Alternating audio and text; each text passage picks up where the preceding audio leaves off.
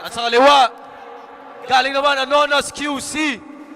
Kampo Terrorismo, mag-ingay para kay Sayad. Sa payak na pangungusap, tiyak ang kamatayan. Tunay bang may kabilang buhay? Ito ng tsansa mong malaman. At gumawa ng huling habilin. Time, 1 minuto. Sayad. Check, check, check! Game. Brad! Ba't nabingi ka agad? Sa mga halakhak at palakpak. Ngayon kung anong taas ng iyong lipad, siya ring lagapak mo pagbagsak. Sabay talamak na pagsaksak. Kahit nakakaawa kakatayin. Sa dami mong nagawang palpak, mas nakakahiya ka na buhayin. Sobrang hilig mo sa bed scene, humalang iyong intestine. Nakakakantot ka lamang naman kapag may alak at may betchin. At yung mga nasibak mo na buntis din, meron ka ng ilang panganay. Pero kahit yung mga anak mo kamukha mo pangit, ayaw kang kilalaning tatay. Sa likod ng maskarang payaso, may kwentong masalimuot. Ayaw niya na matulog kasi takot siya sa bangungot. May salapi siya ng dudukot, pang shabu laging batak. Pero wala kang masustento sa iyong mga anak. Ngayon may syota kang bago, teller ng loto, kaya mulang naman siya sinota para makalibre kang taya. At lahat ng tinura ko, tiniyak ko lahat tunay. Welcome sa pinakamadilim na yugto ng iyong putang inang buhay! Time. Time. Time, pangalawang minuto. Sayad. Yeah. Ang mga Pilipino talaga, masaya kahit bigo. Tamang winawasak ko na to, nagagawa pa magbiro. Pues huwag kang magmagaling, uuwi kang sa wimpalad. Magpiro ka na sa laseng, huwag lang sa laseng na may sayad.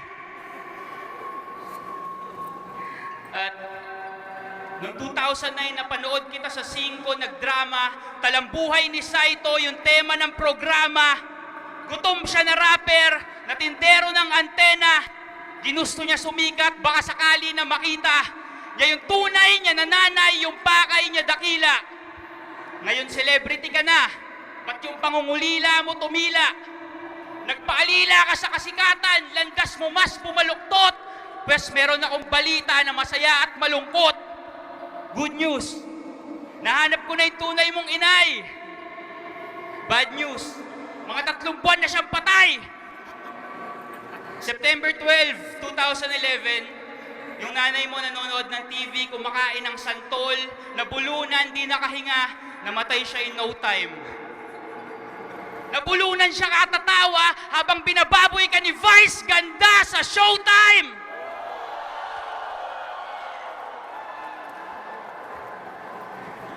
Yung mga freestyle ko na pagkakamalang sulat, nabulunan siya katatawa habang binababoy ka ni Vice Ganda sa Showtime.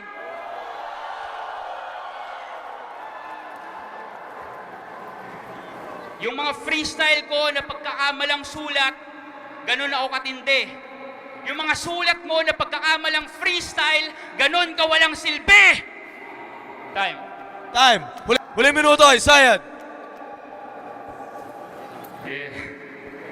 Yung balat ko pinakunat, di na mawawarat ng patalim.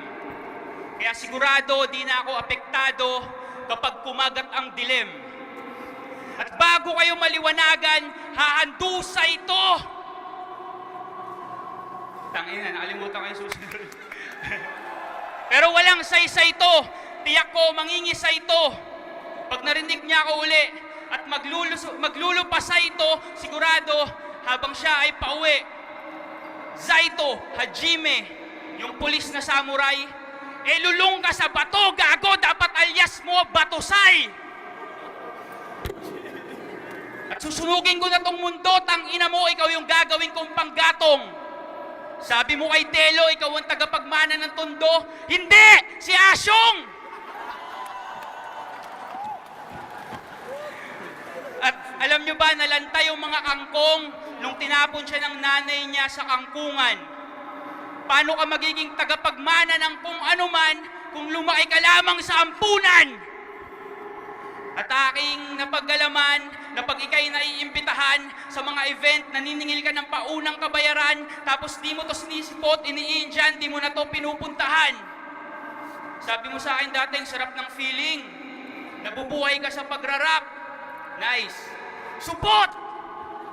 Pwes tawagin nyo tong mercy killing kasi tatanggalan ko na to ng life. Support!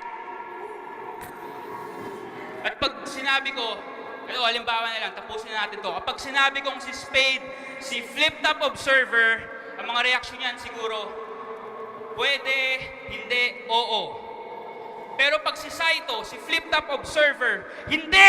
Bobo! Bobo! Time. Yeah, flip top, magingay oh! Yeah. Judges, good luck. Boto, 5 para kay Sayan. Palapano?